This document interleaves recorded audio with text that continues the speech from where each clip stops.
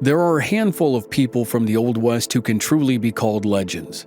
They became household names, and their exploits were central to the story of the American West.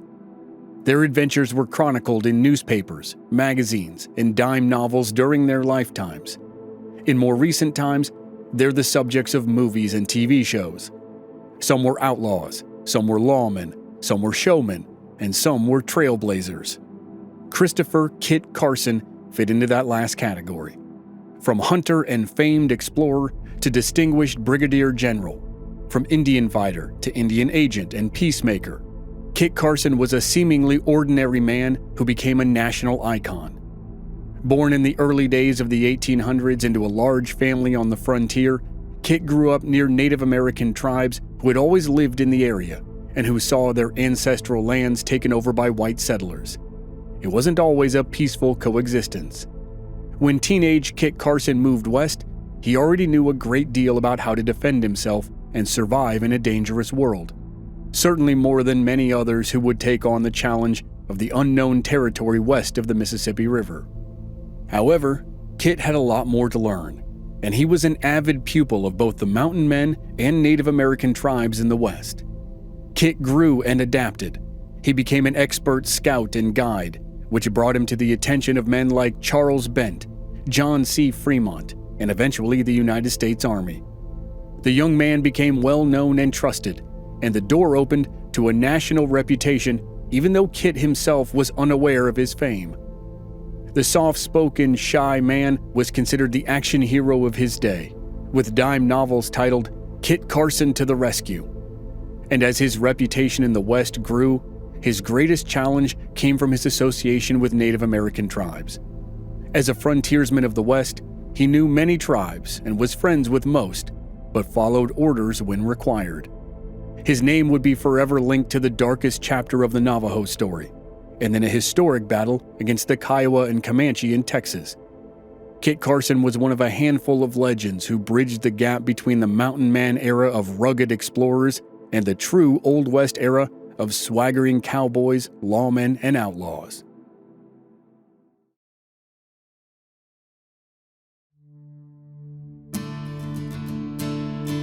From Black Barrel Media, this is Legends of the Old West. I'm your host, Chris Wimmer, and this season we're telling the story of one of the original legends of the American West, famed frontiersman and explorer, Kit Carson. This is Episode 1, Mountain Man.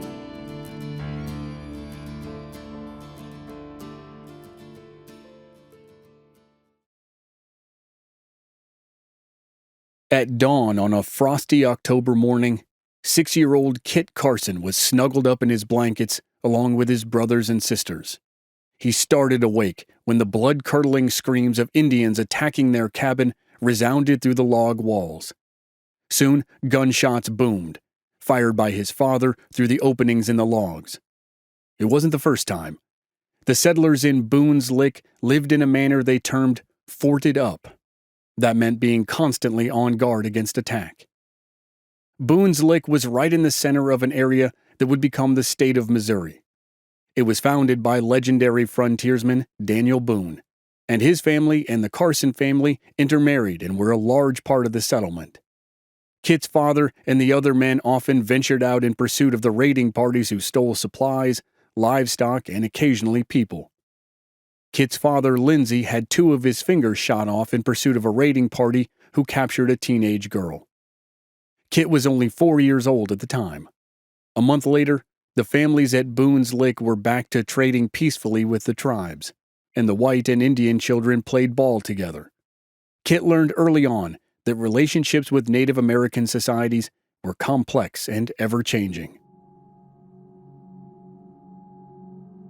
Kit's schooling ended when he was 8. Lindsay Carson was killed when a tree limb fell on him. Kit was needed to help keep the farm running and hunt meat to feed the family. As Kit stated years later, "I jumped to my rifle and threw down my spelling book, and there it lies." He remained illiterate his entire life. His mother remarried 4 years later, and he didn't get on well with his new stepfather. To keep peace in her household, his mother apprenticed him to a saddler named David Workman in Franklin, Missouri. Young Kit despised the work, But in Franklin, he was exposed to a wider world than that of Boone's Lick.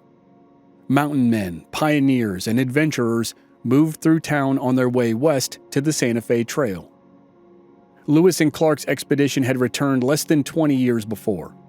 The saga of their expedition had inflamed the imagination and ambitions of the whole country. Kit, now 16, was no exception, especially when he was facing a dreary future stitching saddles and tack. He signed on with a merchant caravan headed for Santa Fe, without telling his employer, David Workman. Kit had the lowliest job, but he had to start somewhere. He was a cavvy boy, the one who took care of the horses, mules, and oxen. Workman put an ad in a local newspaper announcing the runaway apprentice. He didn't seem too broken up about the loss of his employee because he only offered a 1-cent reward for Kit's return. When the caravan arrived in Santa Fe, Kit apparently wasn't impressed with the place. Within days, he rode off to Taos, 70 miles north. He liked that town much better. Mostly inhabited by old Spanish and Mexican families, and close to the Indian pueblos, it was a pretty town at the base of the Sangre de Cristo Mountains. It was also the gathering place, and sometimes the wintering place, for the fur traders and mountain men. Kit was fascinated with these men, but he knew he had a lot to learn before they'd adopt him into the Brotherhood. During Kit's first winter in Taos, he was taken in by a man named Matthew Kincaid, an old friend of Kit's father's. Kit got his first lessons in how to live in the Mountain West.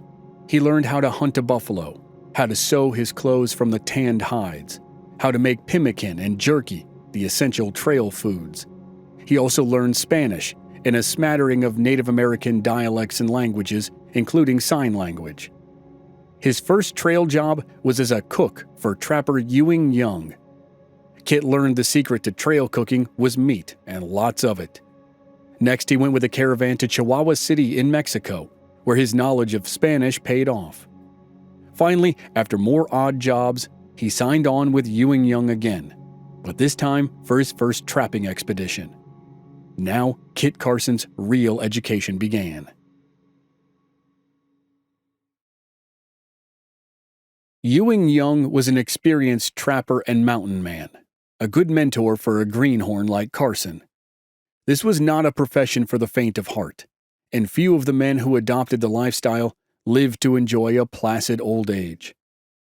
Young's group was typical, a mixture of Americans, Canadians, French, and those who were called half-breeds, men who were a mix of European and Native American ethnicities.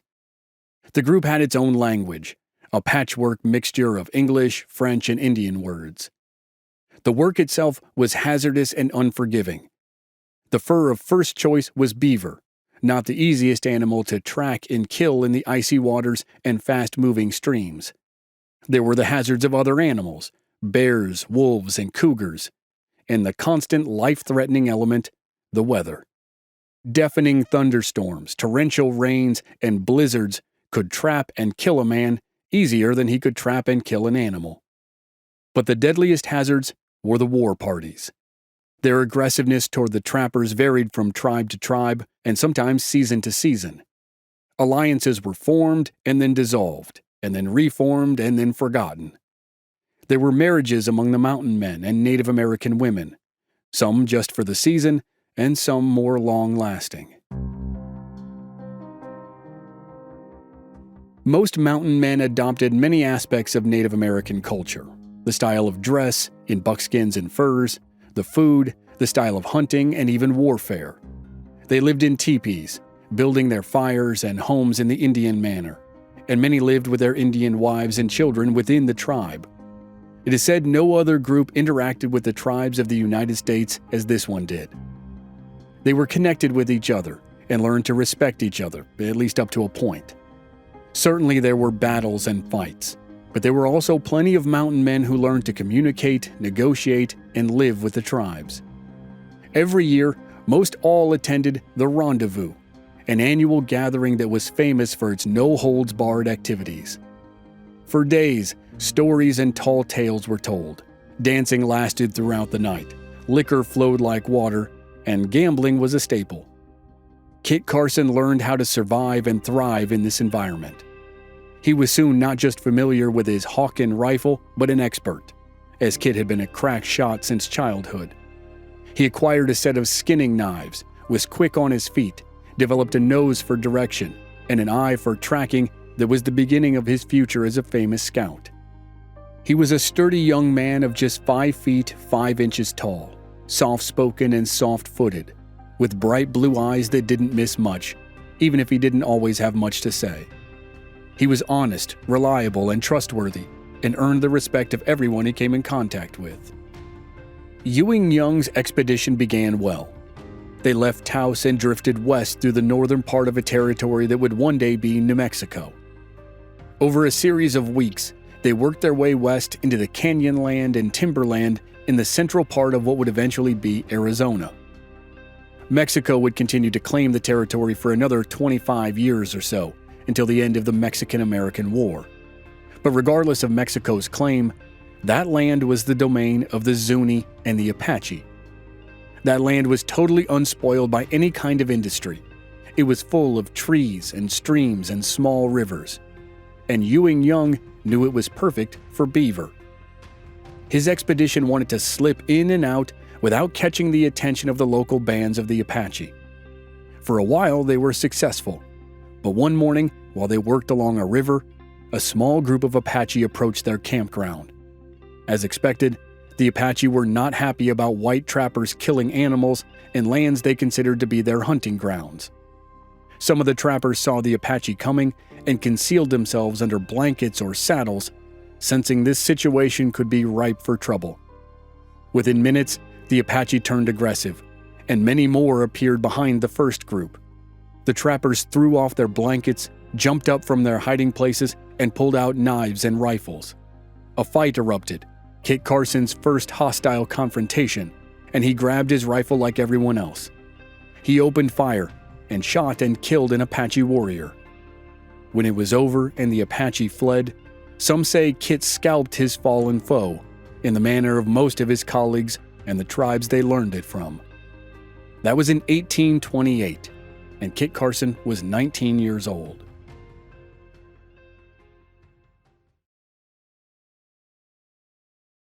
For the next 12 years, Kit Carson embraced the lifestyle of a mountain man and drifted up into the northern Rockies. He became an expert at his choice of work, just as he had done with a rifle.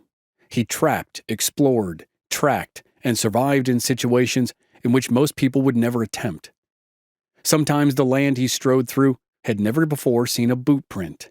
His steps may very well have been the first. He came to know the different tribes, from Arapaho to Ute, the Apache to Cheyenne, and many others. Kit Carson also came to know that there were 2 tribes you didn't want to cross paths with, the Blackfeet and the Comanche. Mountain men gave them a wide berth, and only those who were desperate or ignorant ventured into their lands, especially if they had survived their first mistake. Kit Carson had made that mistake. His luck held and he survived, but not without leaving a scar. He suffered a shoulder wound during a nasty battle with the Blackfeet while he was on an ill-advised expedition. It was 6 years after his first fight with the Apache, and he nearly died. But as the saying goes, what doesn't kill you makes you stronger. Kit was now 25 years old and an experienced mountain man who would take great pains to never repeat that error. Though at the next rendezvous, he came very close to dying again. Once a year, in the high mountain valleys in the future states of Wyoming, Idaho, and Montana, in the general vicinity of an area that would become Yellowstone National Park 50 years later, mountain men, trappers, and members of various Native American tribes joined together for a huge celebration. It was called a rendezvous, and it lasted for several days, or at least until the liquor ran out. During the day, it was a giant trade fair. At night, it was a giant party. Liquor flowed abundantly, huge bonfires roared to life, the music of fiddles and drums echoed through the night, and romance blossomed. It was common for mountain men to marry Native American women.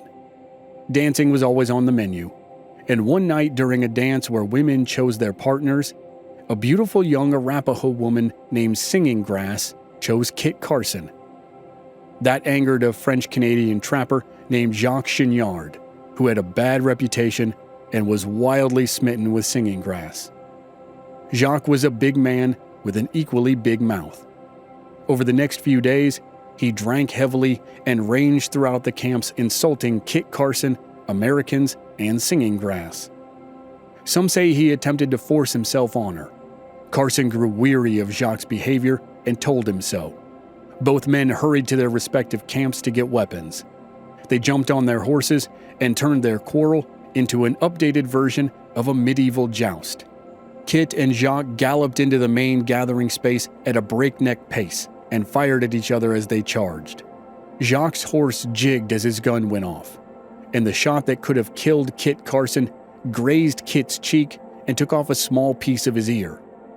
Kit's shot hit Jacques in the hand and severed his thumb. Kit went to shoot him again, but Jacques begged for his life, and Kit walked away, satisfied the bully had learned his lesson. After that, Singing Grass and Kit Carson's relationship intensified. As the rendezvous ended, they made promises about the future.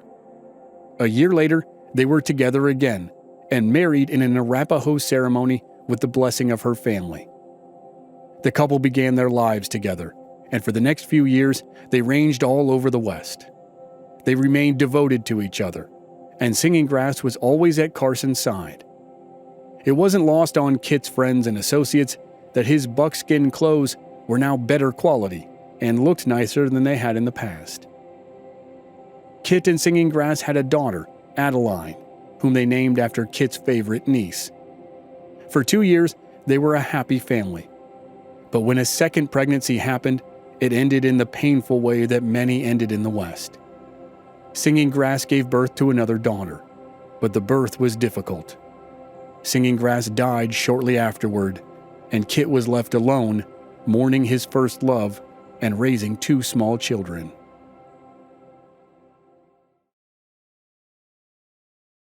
Without Singing Grass, life wasn't the same. And trapping was dying out as a viable income. The beaver had become scarce, and the market for the furs was waning as an economic depression gripped the other side of the Mississippi River. Smallpox epidemics raged among the tribes. Carson's old enemies, the Blackfeet, were hit particularly hard. Large villages emptied out, and wolves scavenged the camps. The time had come for a major change in Kit Carson's life. He turned his eyes back to the south, toward the area where he had first established himself when he moved west. At that time, he had taken the Santa Fe Trail to Santa Fe and then Taos. Now he looked a little farther north. He wanted a secure place for his children among old friends, and one place in particular stood out. Kit packed up his household and his daughters and headed for Bensfort. Bensfort resembled an Arabian desert stronghold. It was a fortress with adobe walls that rose up from the bluffs above the Arkansas River in what is today the southeastern corner of Colorado. It was a beacon for travelers from all directions, and it became the only permanent trading establishment in the region that was not owned by Native American tribes or the Mexican government. Bensfort was a major stopping point on the Santa Fe Trail. Charles Bent, his brother William, and Saron St. Vrain came together in 1833 to construct a square fort with 3-foot-thick adobe walls. It had watchtowers on all 4 corners that housed cannons. The 3 men ran a trading company out of the fort with a focus on buffalo hides that were brought in by the Cheyenne and Arapaho. As the company and the settlement expanded, Bensfort became a full-blown trading post for all manner of goods. It was a meeting place for mountain men, trackers, and settlers, and scarcely a person who traveled west hadn't entered it. It was to this oasis that Kit Carson took his children in 1840. He was welcomed by old friends and made new ones, and found a haven when he needed one. Women who could help him with the little girls were available, and for Kit himself, the owners of the fort offered him a job. Kit became the hunter for the fort, supplying meat from buffalo and other wild game, all plentiful in the area. As time went on, Kit established relationships with a few different women, but nothing that was long-lasting. Then he met a Cheyenne woman named Making Out Road. She was in great demand among the men who lived and traveled through Bensfort, but she was drawn to Kit Carson and he to her. He needed a mother for his daughters, and so they married. Even though Kit knew her reputation for a fiery temper, among other things, he was enthralled. For a time. Making Out Road soon made it clear she wanted nothing to do with raising his half-Arapaho children. The fights between the couple resounded through the evenings. After a few months, Kit returned home to find his belongings thrown out of their teepee. They divorced, to everyone's relief, and probably his too. Making Out Road moved on to a succession of other men. Kit, for his part, did the same, taking up with one woman after another. Eventually, he met Charles Bent's sister-in-law, a lovely Mexican woman named Josefa Yamarillo. She came from an old and distinguished Taos family. They got engaged and embarked on a proper courtship. Meanwhile, Carson's children were growing. Adeline was 4 and running wild around the fort with all the other children. She was a feral little thing, dressed in furs and buckskin, and Kit began to worry about how she and her sister would fit into the world. He decided, before he and Josefa married, he would take Adeline back east to his family to be raised more in the way that he was. She would go to school and get an education that he couldn't provide on the frontier. He left his younger daughter in the care of the Bent family at the fort and set off with Adeline on a caravan to St. Louis. Along the way, Kit realized that life in white society would be a huge transition for Adeline. On a stop in Kansas, he took her shopping for new clothes. They arrived in Franklin, Missouri, a place that was still considered the western frontier by lots of people on the East Coast, and were welcomed into the Carson family. Kit left Adeline in the care of a niece who had a prosperous farm near a good school, and felt satisfied she would be in good hands. On his way back to Bensfort, Carson booked passage on a steamboat on the Missouri River. On the boat, one of those fateful meetings happened that seemed to be sprinkled throughout the Old West. Like Wild Bill Hickok meeting a young William Cody on a wagon train, or Wyatt Earp meeting Doc Holliday in a rough-and-tumble town in Texas. On the steamboat, Kit Carson met John C. Fremont, and no two men would be more responsible for opening the gateway to California than them.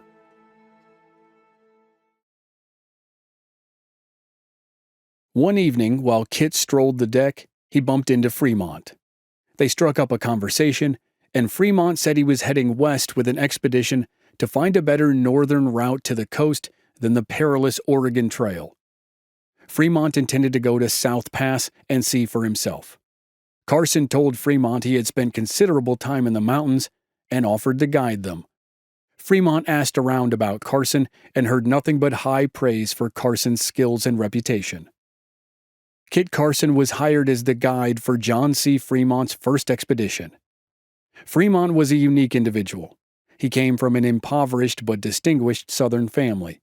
He had a rebellious streak and was thrown out of college, but charmed his way into the U.S. Topographical Corps. He had a passion for exploring uncharted territory, and he came to the notice of Senator Thomas Hart Benton, who saw that Fremont was the perfect tool to pursue his passion of what would be called manifest destiny. Benton wanted to join the United States from sea to shining sea, and Fremont, and now Carson, would help him do it. Fremont had married the senator's daughter, and the senator was instrumental in securing the funding for Fremont's first expedition to South Pass. The mission was to explore the first half of the Oregon Trail, the northwest route to the Pacific coast. While South Pass in southern Wyoming had been discovered years earlier by trappers, the trail was considered extremely hazardous for travelers and few attempted it. The pass was a 20-mile gap in the Rocky Mountains that was used to cross the Continental Divide from Wyoming to Idaho and Utah. The route allowed for wagon travel, but Fremont needed to determine if it provided water, and which Native American tribes occupied which lands in the area, and what detours might be needed. Kit Carson knew the trail as well as anyone, maybe better, and Fremont knew it. Their coincidental meeting produced an extraordinary partnership. They were a good fit. Fremont's natural impulsiveness was tempered by Carson's steadiness and common sense. The expedition of 25 men left Missouri in July 1842, first running on the Kansas River and then the Platte. They took the Green River to South Pass. Everything went shockingly well. No injuries, sickness, or accidents befell the group, and the weather was fine. There were a few Native American sightings, and at one point a large group made everyone nervous for a few days, but the expedition was allowed to continue without being attacked. Fremont was delighted with the 5-month trip to South Pass and back, and his report of the expedition was printed in newspapers all over the country. Overnight, or what qualified as overnight in those days, the United States became enthralled with the possibilities. Fremont made the trek sound like it was through the Garden of Eden, with carpets of wildflowers and beautiful scenery, and much more passable than had been previously assumed. No encounters with hostile natives or bad weather were reported, because for them there hadn't been. Soon, wagon loads of immigrants set off for the West using Fremont's report, having no idea of the dangers that awaited them. For Fremont, more expeditions awaited him. The second would go farther than the first, and the third would be the one for the history books, in more ways than one. Fremont would lead, Carson would guide, and together they would unexpectedly find themselves in the revolt that led California to joining the Union. Next time on Legends of the Old West, Kit Carson does a legendary amount of traveling. He guides Fremont's expeditions across uncharted miles of the West. He becomes embroiled in the political and military conflict in California and battles Native American war parties. He travels across the country to Washington, D.C. and back, and then gets conscripted into yet another military expedition. All that is next week on Legends of the Old West. Members of our Black Barrel Plus program don't have to wait week to week to receive new episodes. They receive the entire season to binge all at once with no commercials, and they also receive exclusive bonus episodes. Sign up now through the link in the show notes or on our website, blackbarrelmedia.com. Memberships begin at just $5 per month. This series was researched and written by Kathleen Morris. Original music by Rob Valier. I'm your host and producer, Chris Wimmer. If you enjoyed the show, please leave us a rating and a review on Apple Podcasts or wherever you're listening. Check out our website, blackbarrelmedia.com, for more details, and join us on social media. We're at Old West Podcast on Facebook, Instagram, and Twitter. And all of our episodes are on YouTube. Just search for Legends of the Old West Podcast. Thanks for listening.